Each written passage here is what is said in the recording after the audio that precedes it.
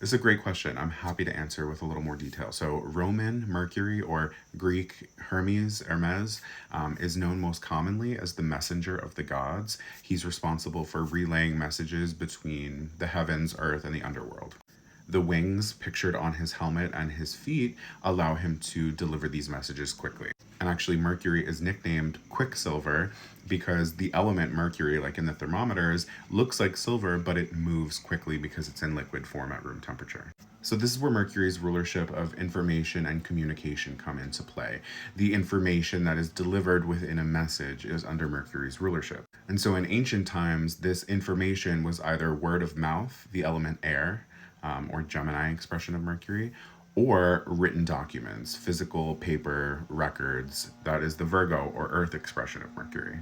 In modern times, Mercury's rulership of data and information has also evolved to include the data that makes our phones and computers work. Gemini is the sign that rules binary, so it's either black or white, yes or no, 1 or 0. So the binary code falls under Gemini's rulership.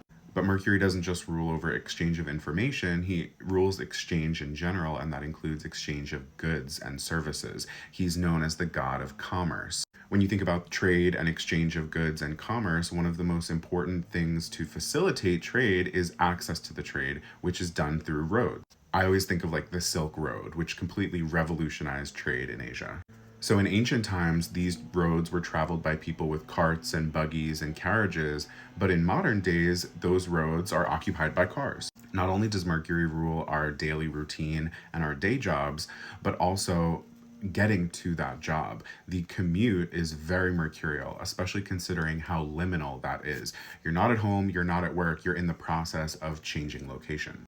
So Mercury rules over all local travel within your community, as opposed to Jupiter, who rules long distance travel, traveling across the world. Another really great example of this is the Michelin star restaurant program, which was created by the Michelin tire company, not only to increase commerce and get people to going out to restaurants and spending their money, but also to wear down people's tires faster because they're constantly driving to these restaurants, so they'd have to replace their tires sooner. So that's kind of the method or thought process behind Mercury's rulership over cars.